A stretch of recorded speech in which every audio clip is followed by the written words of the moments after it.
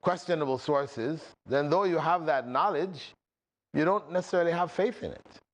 So faith, from the Islamic perspective, though it begins in the heart, it doesn't remain there. If it is only there, then there is a possibility, a good possibility, that it is merely knowledge and awareness as opposed to faith. Faith which counts. Faith which God will reward us for. Faith on the basis of which one would enter paradise eventually by the permission of Allah. So that faith which is expressed in actions and in our deeds should be in Allah as Allah is, not in Allah as we suppose Him to be. Because again, here we have other issues. Some people look at Allah as being a part of His creation, so they worship Allah through His creation. That's not acceptable. Worshipping idols or human beings or animals, it's not acceptable. That is not true faith. It is false faith. Also, worshipping Allah in terms of who He is in relationship to who answers our prayers. Because we can think we're worshipping Allah by doing certain rites and rituals, but when the time comes to actually seek help in prayer, we call on others besides Allah. We go to the grave of people who we think were saints, close to God, and we call on them, ask them to help us. Or we ask them to ask Allah. If we ask them to ask Allah, then what we're doing actually is putting intermediaries between ourselves and Allah. And that is not true faith in Allah. That is false faith. Because the rationale which is used involves making Allah like His creation, conceiving of Him as being like us. If you want to see the president, you can't go directly to the president. You have to go through others, intermediaries, ministers, heads of protocol, whatever. You go through them and eventually you get to the president. So they said, okay, Allah is like that. You want to get to Allah, you dirty with sins, etc. You can't just turn to Him and say, oh, Allah help me. Because you're too dirty with sins. God is not going to hear your prayer. So you need to call on somebody who's closer to Allah. Call on a prophet. Call on a saint. Call on an angel, etc. This is false. Because Allah has told us to call directly on Him. Ud'uni astajib lakum. Call on me and I will answer you. So when Allah has already said that, we don't need to go anywhere else. To go anywhere else is not true faith in Allah. And also in terms of justice, Allah's attributes, forgivingness, of mercy, all of these attributes, important attributes in the realm of faith. Because if we don't believe Allah is forgiving, we'll forgive anything we do. If we turn to Him sincerely, then it's possible that a person can lose faith. You've done so many sins and you want to correct yourself, but you don't believe there's any way that you can. So you give up. So this is wrong faith. So the best deed is to have that complete faith in Allah, the correct faith in Allah. Because that ultimately is the key to success in this world and the next. And that is why the Prophet, may God's peace and blessing be upon him, has said, Man qala la ilaha illallah, dakhala al-jannah. Whoever says there is no one, no thing worthy of worship besides Allah will enter paradise. That is the guarantee of the Prophet. May God's peace and blessing be upon him. So it is the key. Action of the tongue, action of the body, It is the most important element of our lives. It is referred to as the very purpose of our creation. Worship God.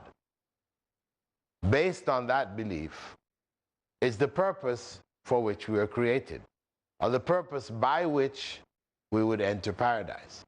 It is the means. It is a goal that has behind it a greater goal, and that is of achieving paradise in the life to come. So Allah has, through His messenger, defined this as the best deed, faith in Allah. The second best, or along with, is that of jihad in Allah's path. And in our times, of course, jihad in Allah's path is a controversial concept. The term jihadist is used to describe those who commit acts of terrorism, murder, slaughter, blowing up people and places. All of this has been lumped under the heading of jihad. But we really need to look more deeply into jihad before we can really understand what is meant by jihad in Allah's path being the best deed in Islam. We'll be looking at that after the break. We'd like to thank you for being with us so far in this segment of our episode from The Best in Islam, and we will see you shortly after the break.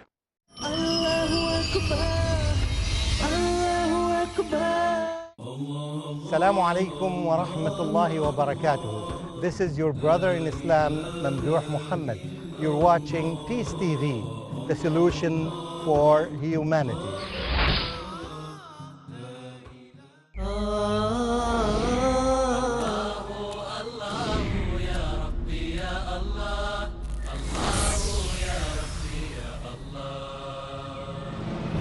Iman is the secret of Allah in His creation, that which He places into the hearts of those that He loves.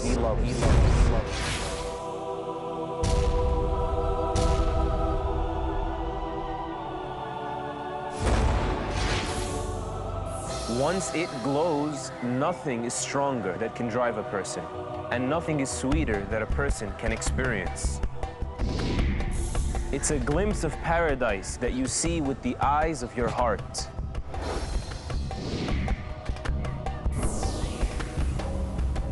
Unlock your Iman with my new series, Imanology, The Fundamentals of Faith. Enrich your Iman by following the factors that would open the door of eternal blessings for all believers in Imanology, the study of Iman, every Sunday at 5 p.m. and repeat telecast at 9 a.m. India on Peace TV. Where truth is hidden, misleading quotations create confusion. Where truth is hidden, lack of knowledge and wisdom cause upheaval and commotion. Where truth is hidden, manipulated scriptures and twisted facts emerge. This very hidden truth creates false propaganda, mayhem, chaos, disorder, and turmoil in our lives and the world order. But is there anyone with courage and wisdom? What is the truth, and who has the courage to expose it?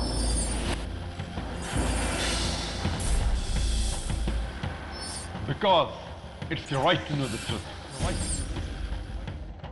Watch Truth Prevail and Lies Perish in Truth Exposed by Dr. Zakir Naik, next on Peace TV.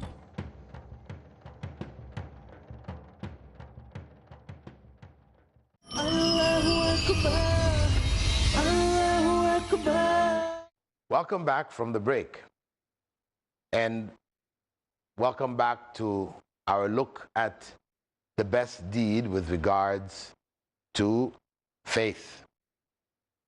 And we said in the very beginning of this episode that the best deed is faith in Allah. Faith in Allah is the best deed. There's nothing greater than it. From the internal perspective, it is the greatest spiritual action that we can possibly do. Now, the greatest physical action, external expression of faith, is that of fighting in the way of Allah. Jihad fi sabilillah. And we began the subject of jihad after discussing at length the subject of faith and what faith means and how it should occur. We discussed the fact briefly that this term jihad has been abused in our times. It is used so negatively that Muslims often fear using that term.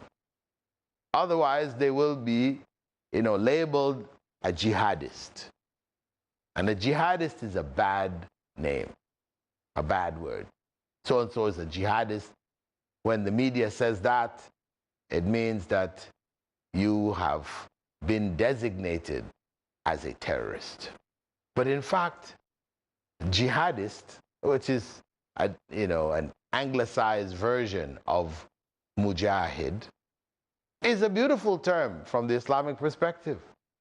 And when we progress in our look at the best, we're going to come to elements related to this, which we will better understand at that time, that jihad is not restricted to going and fighting. In fact, the Prophet, may God's peace and blessing be upon him, had expressed that the greatest jihad is the struggle against one's own self, one's own desires. This is the greatest struggle, because this is where it all begins and ends, in the heart. To win that struggle against the evil side, in the heart. That is the ultimate jihad. Because jihad really means to struggle, to strive. It could be in good, it could be in evil. Though mostly when it is used in the Islamic context, it means good, striving for good. People don't talk about, jihad in theft, or jihad in murder. No. When people use the term jihad, it's understood it's jihad for the sake of Allah. It is striving, struggling for the sake of Allah. And there are many verses in the Quran which elaborate on this, and statements of the Prophet, may God's peace and blessing be upon him, who clarified this. Now, that struggle against the evil side, to overcome our weaknesses and to obey God, because ultimately that's what we're talking about. The struggle to obey God. That struggle may manifest itself in many different ways and on many different levels. Sometimes the struggle is just within ourselves, putting aside a bad thought. A bad thought comes to us. We can either dwell on it, reflect on it, then the thought becomes a plan, a bad plan. We can either try to stop that plan, reject it, or the plan becomes an action. And again, we can try to stop that action, or go with the action and commit a crime, commit something which is displeasing to God. So all the way along, jihad takes place. Jihad which stops that evil from the time that it is a thought is the greatest. Because thoughts are something that are coming at us all the time. They seem to be created in our minds, born in our brains without us even trying to bring them about. They come from anywhere and everywhere. So to be able to overcome them, this is the big challenge. Not easy at all. But If we're able to catch evil from that stage, then our lives will be so much better. Because once it becomes an action, trying to stop that action after all the thought and planning, and much more difficult. Much, much more difficult. Because there's so much behind it. But if we're able to catch it in the very beginning, then it is much, much easier. So this is where the jihad begins. But ultimately, the ultimate level of that struggle is to lay one's life in our hands, to put that life at risk for the sake of God. And being for the sake of God, meaning that what we're doing is something approved by God, by Allah and His Messenger. They have approved it. They have given the okay. They have said this is a good thing. Then we can say this is jihad fi sabilillah. But if what we're doing, we're saying it is fi sabilillah, but in fact, it is not in keeping with the Islamic teachings. It's going against the very teachings that we're claiming to follow. It's doing what has been prohibited by the teachings. Then this is not true jihad. It becomes terrorism when it involves weaponry, bombs, etc. We may call it jihad, but simply calling it jihad doesn't make it jihad. If it is truly for the sake of Allah, in accordance with the way that it has been prescribed by Allah and His Messenger, then we have real jihad. And all societies honor the martyrs. This is not something new. This is not something unique to Islam, that martyrs are only honored in Islam. No. All societies, they build monuments to. They build huge structures over the graves of. They put their faces on stamps. They carve them into the mountains. People honor the martyr, one who has given what is most precious to human beings, given it up, sacrificed it for the cause. Sacrificed it for the cause being, obviously, a righteous cause, a cause which involves protecting the society, millions of lives, or thousands of lives, for the sake of, in our case, for the sake of God. In their case, for the sake of the country, for the sake of their ruler, whatever. Like the kamikaze pilots, when Japan was fighting the world and fighting America in particular, each one of those suicide pilots who flew his plane into the American aircraft carriers and battleships, etc., they were honored. The whole society raised up, motivated at their willingness to sacrifice their lives for the emperor and for Japan. And this occurs in all wars, in all societies. So this is not something new. It's not something unique to Islam that you can point the finger and say, oh, Islam is calling people to kill themselves. No. In fact, suicide in Islam is forbidden. It's considered a major sin to kill oneself. Not just not good, not recommended. No, it is a major sin. A major sin so great that one who kills himself or herself ends up in hell as a result of it. They end up in hell. The Prophet, may God's peace and blessing be upon him, said that whoever kills himself by stabbing himself, throwing himself off a mountain or whatever, will find himself in hell perpetually doing the same thing, killing himself over and over and over again. Of course, if he has faith, eventually, after paying the price, the punishment for having taken his own life or her own life, then they will be removed from hell. But still, we don't even want to think about being in hell. So the idea of suicide in Islam is forbidden. However, when one is engaged in war on the battlefield, we have what are known as suicide missions, where the general, the head, the commander will instruct members of the army or air force, whatever, to conduct some actions which would put their lives at risk, actions which will probably cause them to lose their lives. They call them suicide missions. Those are praised in the military sphere. However, once we take it out of the military sphere, off to the battlefield, and we now use this against civilians in supermarkets, in schools, in airports, and these kind of things, now you have an evil. Now you have an evil, something which Islam does not sanction, where innocent lives, people who are not engaged in any kind of fight or war, etc., are taken. And Islam is against it.